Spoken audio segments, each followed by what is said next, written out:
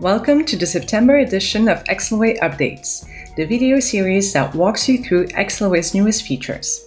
We have loads to cover today, so let's jump right into it. First up, we couldn't be more excited to introduce the list view, a new way to visualize and manage your team tasks, in addition to the Kanban view. With the list view, you can now scan easily what needs to be done and by whom, sort tasks, and even collapse sections for a neat and tidy experience. And yes, you can still drag and drop tasks as well as filter them. Speaking of filtering tasks, we've added 2 additional filters. You can now filter the tasks by tag and/or priority. These filters come in addition to the existing ones, which are filter by member, owner, and due date. That makes 5 filters that you can apply all at once and find exactly what you're looking for in a busy board.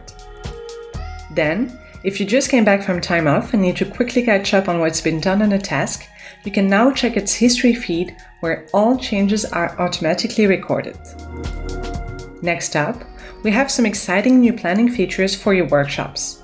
You can now add a time to your workshop, either when creating it or when editing its settings. Once you invite participants by email, they receive a calendar invite directly in their inbox with their personal link to access the workshop. What's more, when you're facilitating a workshop, new categories of ideas can emerge, and you want to be flexible enough to include them while giving a seamless experience to your participants. That's why we added power to add or change sticky note colors at any time.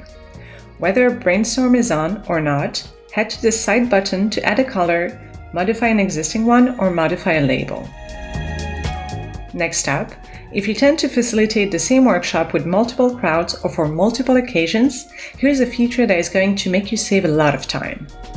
You can now duplicate a workshop by heading to the Actions menu in your list of workshops and select Duplicate.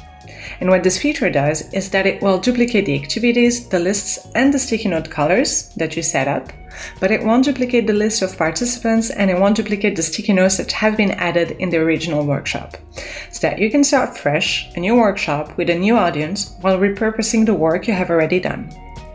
And finally, your profile space has gone through a little brush up. It's now easier and nicer to complete your profile, add a picture or avatar, and even change your password from within the app. And that's most of our new features this month. Make sure to check our product update blog post for a full list of new features and improvements. Thanks for watching, and until then.